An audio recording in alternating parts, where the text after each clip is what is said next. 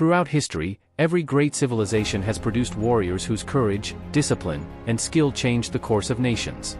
Some fought with swords and shields. Others mastered horses, massive spears, or the earliest firearms.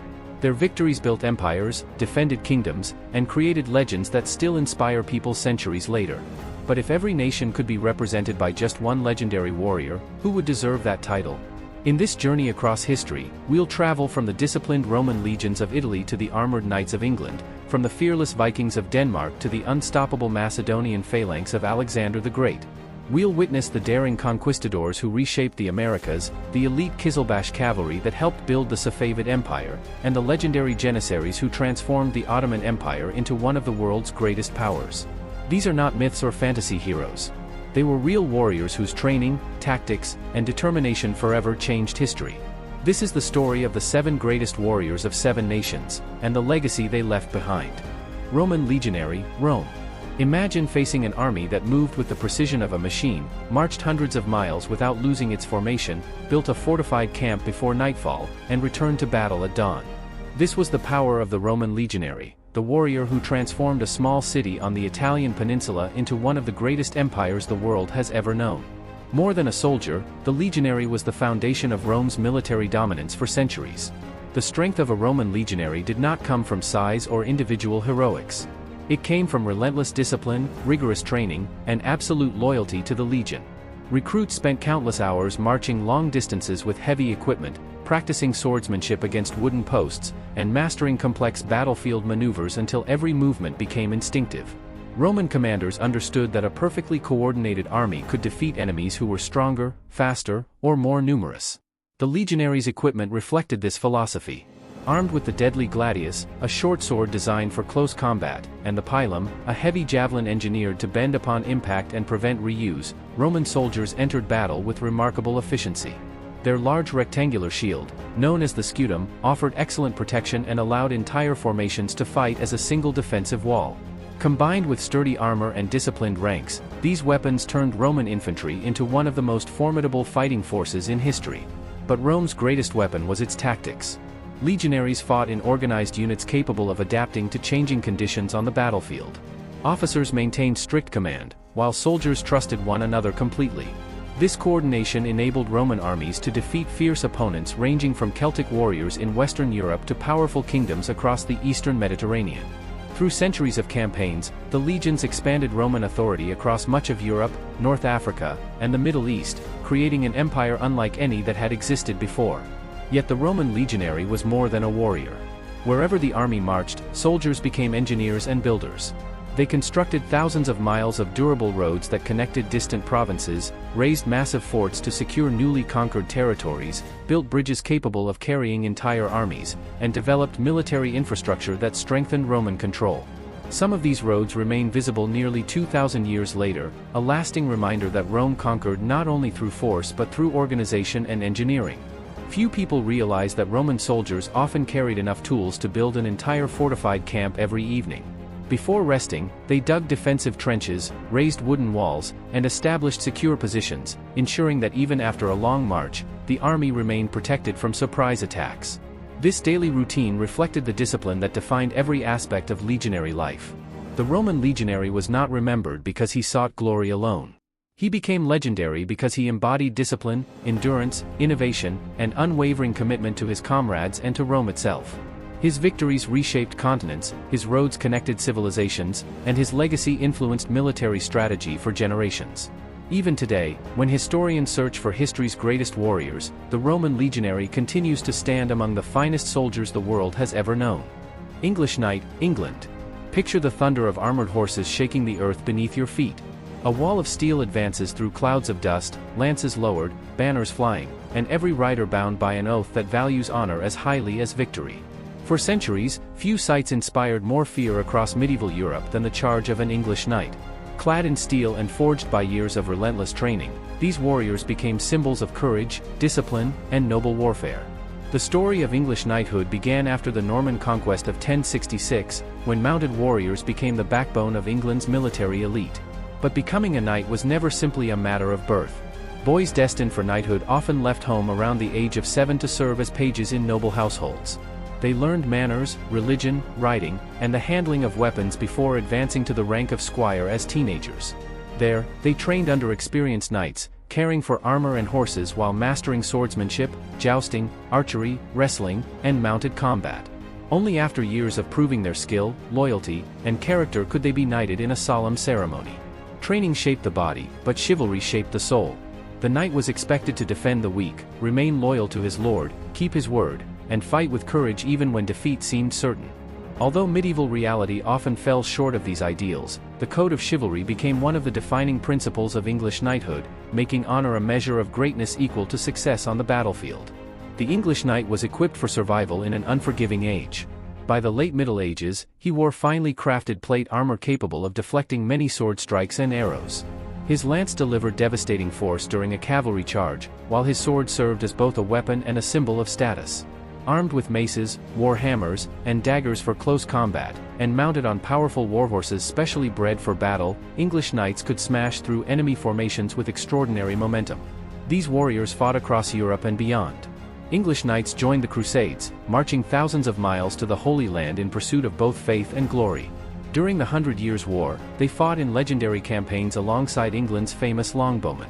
Although battles such as Crécy and Agincourt demonstrated the growing power of infantry and archers, English knights remained indispensable as commanders, cavalry leaders, and elite fighting men. Their ability to adapt helped preserve their reputation even as warfare evolved. Among the greatest of these warriors was Sir William Marshall, often called the greatest knight who ever lived. Serving 5 English kings, he earned legendary fame through tournaments, battles, and unwavering loyalty. His remarkable career embodied the ideals that generations of knights aspired to achieve. One lesser-known fact is that knights spent nearly as much time preparing for war as fighting it. Armor required constant maintenance, horses demanded expert care, and military training never truly ended. Their lives were defined by discipline long before the battle began. The English knight was far more than a heavily armored warrior. He represented centuries of military tradition, personal sacrifice, and a code of honor that shaped the culture of medieval England. His victories echoed across Europe, his legends inspired generations, and his image remains one of history's most enduring symbols of courage. Even today, the English knight stands among the greatest warriors the medieval world has ever known. Viking, Denmark. Before sunrise, a dark silhouette appeared on the horizon. Long, narrow ships cut silently through the morning mist, their carved dragon heads striking fear long before a single sword was drawn. Within moments, warriors leaped onto the shore with unmatched speed, turning peaceful coastlines into battlefields. To medieval Europe, the arrival of the Vikings was more than an attack, it was a nightmare carried across the sea. The Viking became one of history's most feared warriors not because of reckless brutality, but because of extraordinary skill, adaptability, and courage. Originating from what is now Denmark, along with Norway and Sweden, Vikings launched an era of exploration and conquest that transformed Europe between the 8th and 11th centuries. Their reputation spread so quickly that entire communities fled at the mere sight of Viking sails. Every Viking was expected to fight. From an early age, boys learned to hunt, sail, and handle weapons in a world where survival demanded strength and determination. Their most famous weapon was the battle axe, capable of delivering devastating blows while remaining surprisingly lightweight. Many also carried swords, valuable possessions that could be passed down through generations, along with spears that served both as throwing weapons and deadly tools in close combat. Round wooden shields protected them in battle, while helmets made of iron offered practical defense. Contrary to one of history's most popular myths, Vikings did not wear horned helmets in combat. That image was created centuries later by artists and costume designers, not by historical evidence. The Vikings fought with speed and surprise. Their legendary longships were masterpieces of engineering, fast, flexible, and shallow enough to sail across open oceans before gliding into rivers deep within enemy territory. This allowed Viking warriors to strike without warning, attack monasteries, towns, and fortified settlements, and disappear before defenders could organize an effective response. These lightning-fast raids shocked medieval Europe and forced kingdoms to rethink their defenses. Yet the Viking story is far greater than warfare alone. They were among the finest sailors the world had ever seen, navigating vast distances using the stars, the sun, ocean currents, and generations of accumulated knowledge. Viking merchants established trade routes stretching from the North Atlantic to the Byzantine Empire and the Islamic world, exchanging furs, amber, iron, silver, and countless other goods. Their spirit of exploration carried them farther than any other Europeans of their age. Around the year 1000, Norse explorer Leif Erikson reached the shores of North America nearly 5 centuries before Christopher Columbus, establishing a short-lived settlement in what is now Newfoundland. The influence of the Vikings reached far beyond Denmark. They founded cities, shaped kingdoms, served as elite warriors in foreign armies, and left lasting marks on the languages, cultures, and politics of Europe. Even England, France, Ireland, and Eastern Europe bear traces of their remarkable legacy. The Viking endures because he represented more than fearless combat. He was a warrior, navigator, explorer, trader, and pioneer whose courage carried him beyond the edges of the known world. Few fighters have changed history across so many lands or inspired so many legends. More than 1,000 years later, the Viking remains Denmark's greatest warrior and one of the most iconic figures ever to sail into history. Macedonian Phalangite, Macedonia. Imagine standing before a forest of spear points stretching farther than the eye can follow. Thousands of soldiers advance as one, their footsteps perfectly synchronized, their massive pikes aimed forward like the quills of a giant iron beast. To charge such a formation was almost unthinkable. This was the Macedonian phalanx, and at its heart stood the Macedonian Phalangite, one of the most disciplined and effective infantry soldiers the ancient world had ever known. The rise of the Macedonian Phalangite began in the 4th century BC under King Philip II of Macedon. Surrounded by powerful rivals, Philip realized that victory required more than bravery. It demanded innovation. He transformed Macedonia's army through relentless training, strict discipline, and revolutionary tactics. By the time his son, Alexander the Great, inherited the throne, this remarkable military system had already become the deadliest infantry force in the Mediterranean. The Phalangite's most distinctive weapon was the sarissa, an enormous pike measuring roughly 6 meters, or about 20 feet, in length. Held with both hands, it allowed several ranks of soldiers to project spear points far beyond the front line, creating a deadly barrier that was almost impossible to penetrate. Each soldier also carried a smaller shield strapped to his forearm, a helmet, body armor that varied from linen to bronze depending on the period and wealth of the soldier, and a short sword for close combat if the formation was broken. Yet the true strength of the phalanx was never the weapon alone. It was the discipline required to wield it. Every man had to maintain perfect spacing, keep his pike aligned with those beside him, and advance without breaking formation. One mistake could expose an entire section of the line. Success depended on complete trust between thousands of soldiers, each acting as part of a single, coordinated machine. When Alexander the Great launched his campaign against the Persian Empire, the Macedonian phalanx became the unshakable center of his army. At the Battle of Issus in 333 BC, the Phalangites held their ground against a much larger Persian force, allowing Alexander to strike decisively at the enemy's leadership.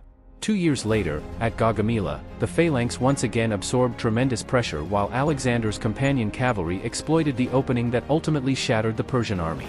These victories led to the fall of the Persian Empire and helped create one of the largest empires the ancient world had ever seen, stretching from Greece to Egypt and deep into Asia. What many people do not realize is that the phalanx was only effective because of constant training. Maneuvering thousands of soldiers armed with enormous pikes across uneven terrain demanded extraordinary coordination. Maintaining formation under the chaos of battle required years of preparation and unwavering discipline. The Macedonian Phalangite changed the course of military history by proving that organization and teamwork could overcome even the greatest numerical odds. His towering wall of sarissas became the symbol of a new way of war, one that reshaped kingdoms and toppled empires. More than 2,000 years later, the Macedonian Phalangite remains one of history's greatest infantry soldiers, a warrior whose discipline and innovation forever revolutionized ancient warfare. Conquistador, Spain. The year is 1519. On the shores of an unfamiliar continent, a handful of armored men step from their ships into a world unlike anything they have ever seen. They are vastly outnumbered, surrounded by powerful kingdoms, and separated from home by an entire ocean. Yet within a single generation, these small expeditions will help bring down two of the greatest empires in the Americas and forever change the course of world history. They are the Spanish conquistadors. The conquistadors were soldiers, explorers, and adventurers who emerged during Spain's Age of Discovery. Many had grown up in a kingdom shaped by centuries of warfare during the Reconquista, where military skill, discipline, and ambition were highly valued. They carried this experience across the Atlantic, becoming one of the most formidable fighting forces of the 16th century. Their equipment reflected the military revolution of their age. Steel swords could slice through weapons made of wood or stone, while long lances made Spanish cavalry devastating during open combat.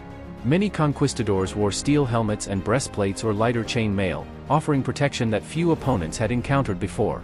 They also brought early firearms such as arquebus and used crossbows, although these weapons were slow to reload and played a smaller role than many people imagine.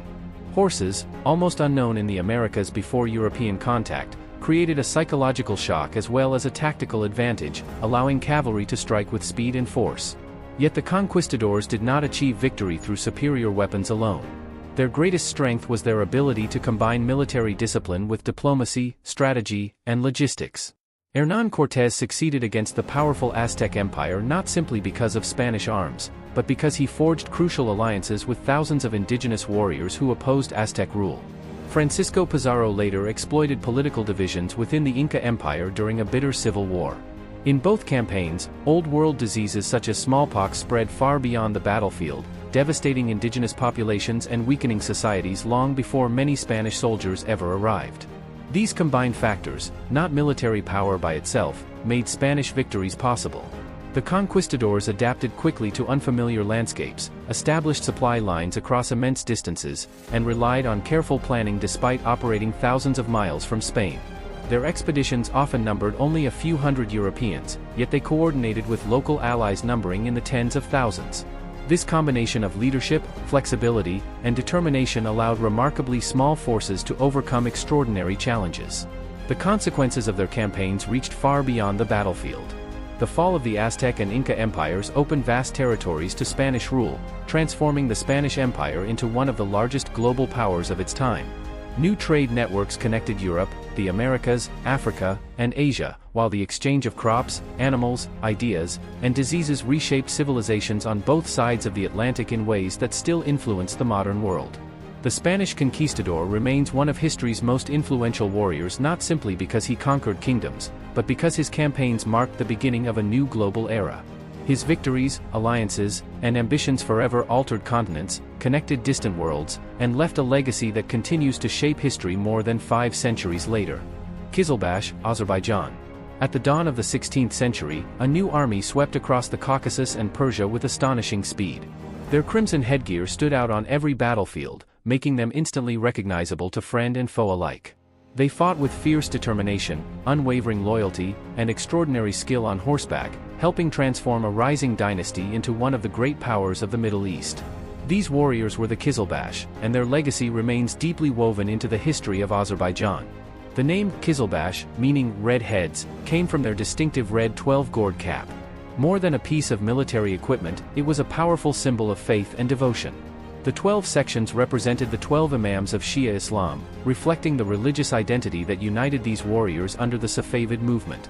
Wearing the red cap was a public declaration of loyalty to the Safavid rulers, especially Shah Ismail I, who united many Turkic tribes from the region that includes modern-day Azerbaijan into a powerful military force. The Qizilbash were not a standing army in the modern sense but a confederation of tribal warriors bound together by shared leadership, religious commitment, and military tradition. Their greatest strength lay in their elite cavalry. Raised in a culture where horsemanship was a way of life, they could cover vast distances, strike with remarkable speed, and overwhelm opponents before they had time to reorganize. Armed with curved sabers, long spears, bows, and maces, Qizilbash cavalry excelled in fast-moving combat. They relied on aggressive charges, rapid maneuvering, and coordinated attacks that exploited weaknesses in enemy formations. Their discipline came not only from military training but also from their deep personal loyalty to their commanders and the Safavid cause. This combination of mobility, courage, and commitment made them one of the most feared fighting forces across the Caucasus, Persia, and eastern Anatolia. The Qizilbash played the decisive role in the rise of the Safavid Empire. In 1501, Shah Ismail I, supported by his Qizilbash followers, captured Tabriz and established the Safavid state, permanently changing the political and religious landscape of the region. Over the following decades, they secured victories against rival dynasties and expanded Safavid influence across Persia and the Caucasus. Although later conflicts, including the Battle of Calderon in 1514, exposed the growing importance of firearms against traditional cavalry, the Qizilbash remained a vital military and political force within the empire for generations. One fascinating fact often overlooked is that the Qizilbash were not only warriors but also influential governors and administrators. Many tribal leaders received responsibility for governing provinces, making them central figures in building and maintaining the early Safavid state as well as defending it. The story of the Qizilbash is not simply one of conquest. It is the story of warriors whose loyalty, skill, and determination reshaped an empire and left an enduring mark on the history of Azerbaijan and the wider region. Their courage carried them across mountains, plains, and battlefields, while their distinctive red headgear became a lasting symbol of unity and resolve. Centuries later, the Qizilbash remain among the greatest warriors in Azerbaijan's history, remembered not only for their victories, but for helping forge the foundations of one of the most influential empires of the early modern world. Janissary, Turkey. The year is 1453. Towering walls that had protected one of the world's greatest cities for more than 1,000 years begin to shake beneath relentless cannon fire. As the smoke clears, a disciplined line of infantry advances without hesitation. They do not charge in chaos or seek individual glory. They move as one, calm, relentless, and unwavering. At the heart of the Ottoman assault stand the Janissaries, the elite soldiers who would help bring an empire to its greatest heights. The Janissaries were among the most remarkable military forces in history. Established during the 14th century under the Ottoman sultans, they formed the empire's first permanent professional infantry. Unlike feudal warriors who fought primarily for local lords, the Janissaries served directly under the Ottoman sultan, making their loyalty to the state one of their defining strengths. Most Janissaries entered the corps through the devshirme system. At intervals, the Ottoman government recruited boys from Christian communities in the Balkans, selecting those considered physically and intellectually promising. They were converted to Islam, educated, and subjected to years of demanding military and administrative training. Although the devshirme remains one of the most debated institutions in Ottoman history because of its coercive nature, it produced soldiers whose discipline, education, and professionalism became legendary. Life as a Janissary was defined by strict rules and constant preparation. Every recruit mastered swordsmanship, archery, and close-quarters combat before becoming proficient with early firearms such as matchlock muskets. At a time when many armies still relied heavily on traditional weapons, the Janissaries embraced gunpowder technology while maintaining exceptional skill with blades and polearms.